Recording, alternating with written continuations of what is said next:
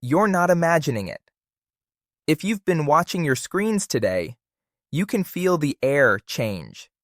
Markets don't whisper when something big is happening. They lean in, and right now, they're leaning hard into silver while the dollar slips.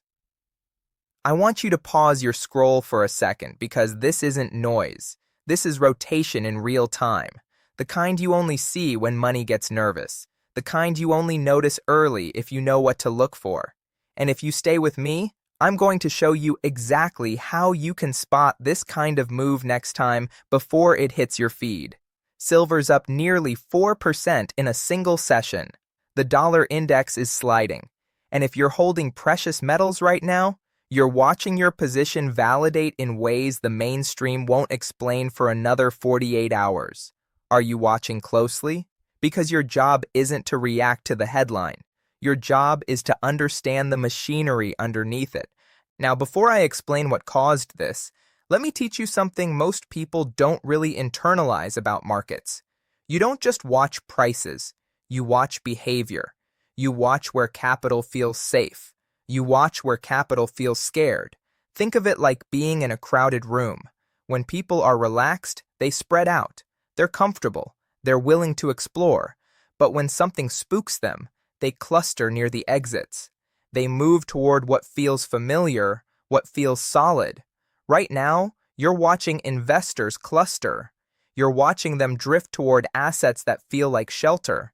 And silver, historically, has been one of those shelters when uncertainty rises and confidence in currencies wobbles. It's not about the metal itself. It's about what the metal represents when the alternatives start to feel unreliable. So what does that tell us? It tells us that price movement isn't random emotion. It's capital showing you its hand. And when you learn to read that hand, you're ahead of the crowd before the crowd even realizes there's a game happening. If this is making sense, drop a comment below and tell me what you're watching today, because I want to know if you're seeing what I'm seeing. This kind of engagement helps me understand where your head's at. Now let me show you what's actually happening. Let me break down the sequence so you can see the mechanics instead of just the headline. The primary driver right now is renewed tariff threats. Trade friction is back in the conversation. And every time that happens, every single time, markets start pricing in slower global growth. It's predictable. It's mechanical. When trade barriers go up, supply chains get disrupted. Costs rise, efficiency drops, and economic expansion slows. That's not speculation. That's just how it works. So slower growth means more risk. More risk means investors start trimming exposure to assets that depend on optimism. Think about growth stocks. Think about emerging markets.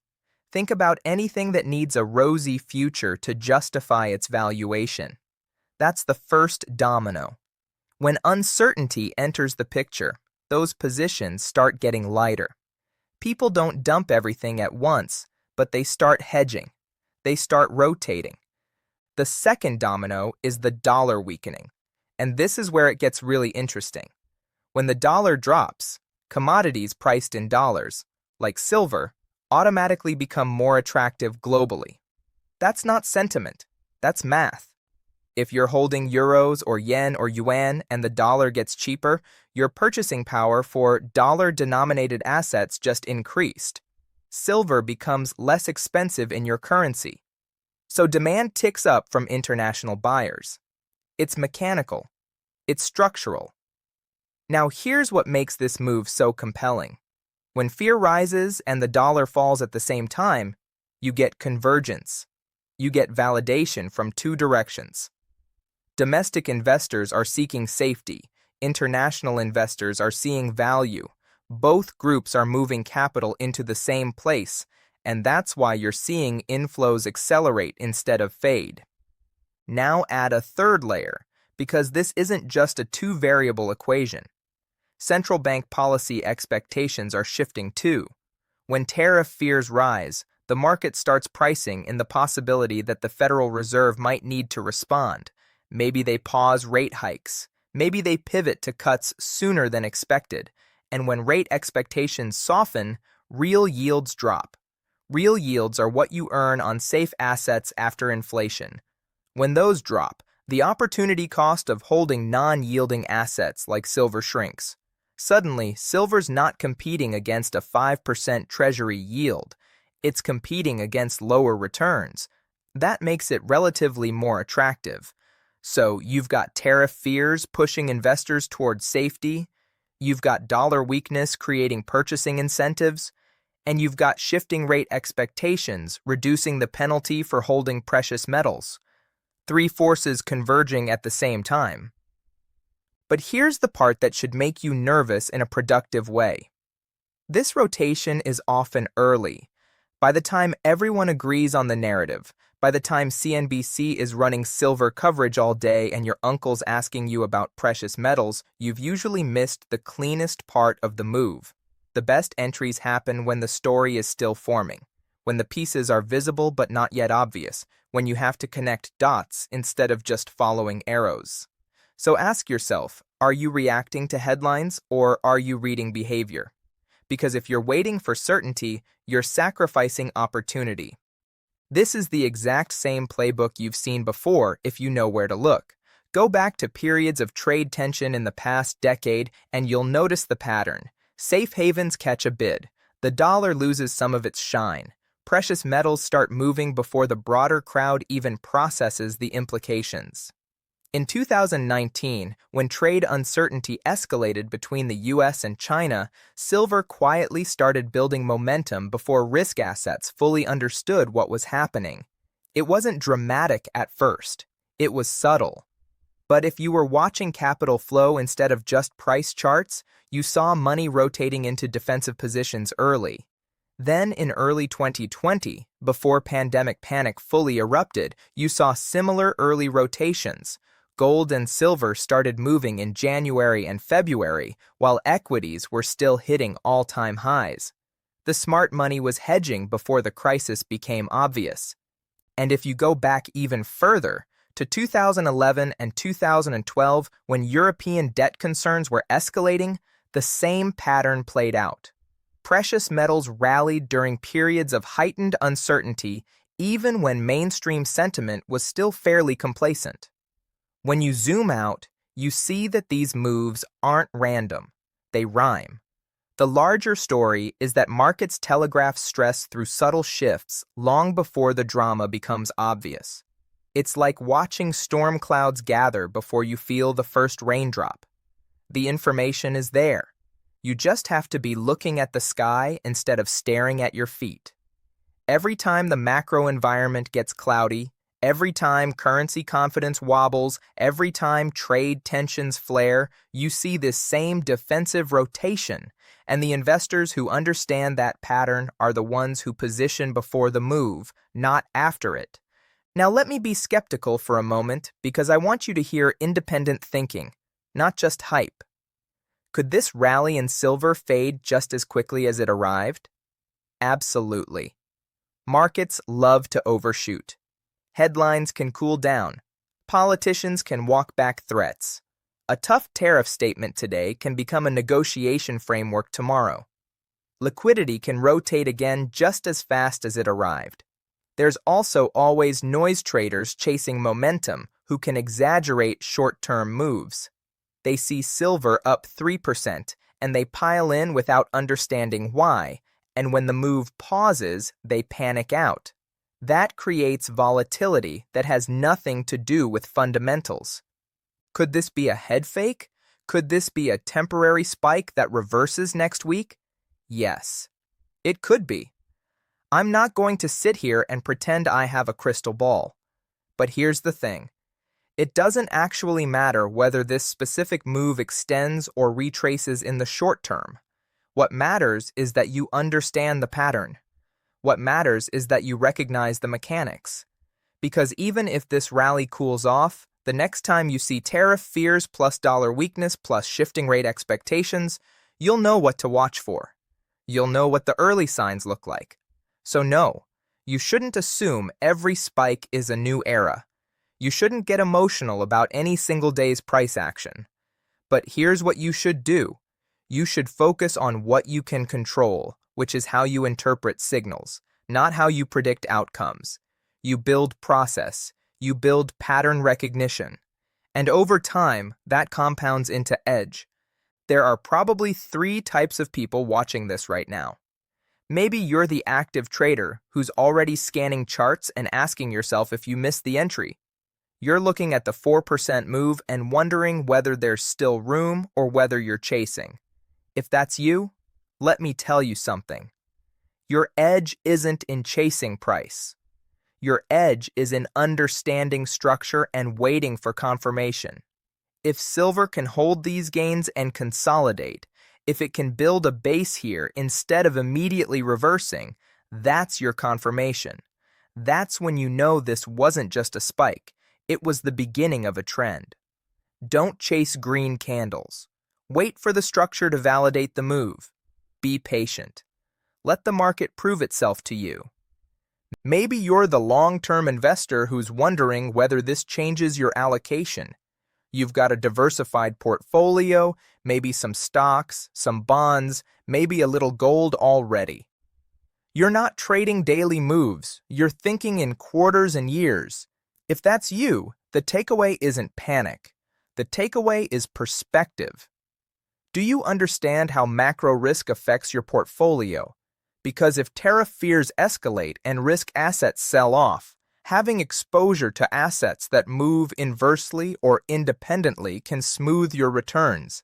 It's not about abandoning equities. It's about balance. It's about making sure your portfolio can handle different environments. If you don't have any precious metals exposure and you're watching this rotation happen, maybe this is a reminder to consider whether a small allocation makes sense for your overall risk management. Or maybe you're newer. Maybe you're still trying to figure out what actually matters, what signal versus noise, what you should pay attention to versus what you should ignore. If that's you, you're not behind. You're early in your learning. And the fact that you're here, watching this, trying to understand the mechanics, that puts you ahead of most people who never bother to look under the hood. For you, the lesson isn't about whether to buy silver today. The lesson is about learning to watch capital flow, learning to recognize when markets are rotating defensively, learning to spot convergence. Start building that muscle now, and in a year, in 2 years, you'll see things most people miss. The universal principle for you, for me, for everyone watching, is simple. Markets reward awareness before they reward action. If you understand what's happening before it becomes consensus, you have time. You have options. You're not scrambling. You're positioned. So here's what I want you to answer in the comments. Which type are you? Are you actively trading this? Are you reassessing allocation? Or are you here to learn the pattern? Tell me, because your perspective helps me understand what content serves you best. Here's where I stand. I'm not screaming that silver is the only trade. I'm not telling you to dump everything and go all in on precious metals. That's not how I think. I'm watching the landscape. I'm watching multiple signals to understand whether this move has legs or whether it's just a blip. First, I'm watching whether the dollar continues to weaken or stabilizes. If the dollar finds support and bounces back, that removes one of the key tailwinds for silver. It doesn't kill the trade, but it reduces the mechanical demand from international buyers. Second, I'm watching whether tariff rhetoric escalates or softens.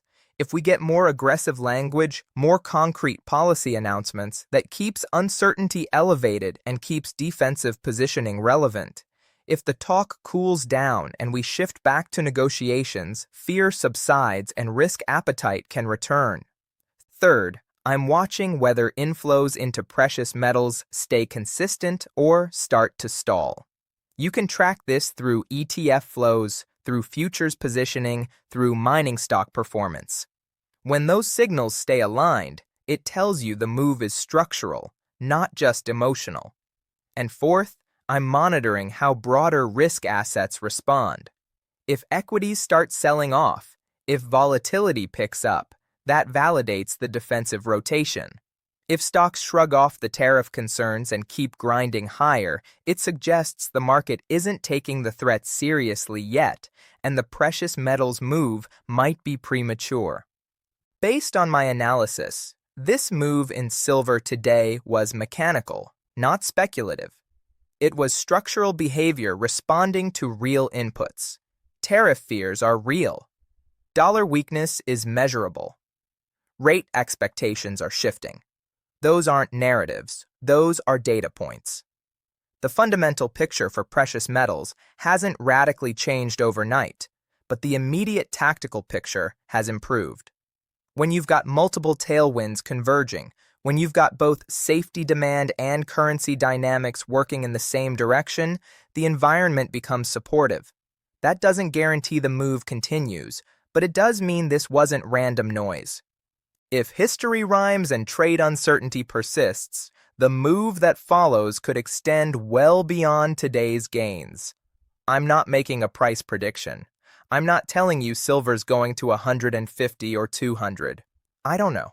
Nobody knows.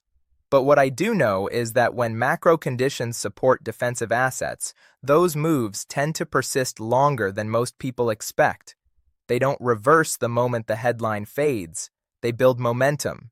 They attract more capital. They create their own gravity. So if you're dismissing this as just another one-day pop, you might be missing the early stages of something larger. I'm not a financial advisor. This is not financial advice. I'm sharing my analysis, my framework, my observations. You need to do your own research. You need to make decisions based on your own risk tolerance, your own timeline, your own goals. Don't take anything I say as a directive. Take it as a perspective. Take it as a lens through which to view what's happening. Then go verify it. Go look at the data yourself. Go check the dollar index. Go look at silver's chart. Go read the tariff headlines. Form your own conclusions. If you made it this far, you're the kind of person who doesn't just skim headlines. You dig deeper. You want to understand the why, not just the what. That mentality will serve you well. That's the difference between reacting and responding. That's the difference between getting caught off guard and being positioned ahead of the curve. So do me a favor. If you found this valuable, share it with someone who's trying to make sense of today's move. Hit the subscribe button if you want more analysis like this. And drop a comment telling me what you're watching next, because I learn from your perspective too. Markets are never silent. They're always speaking. The question is whether you're listening. Stay sharp out there. Question everything you hear, including me. Verify data, and make decisions that align with your own understanding, not someone else's conviction. I'll see you in the next one.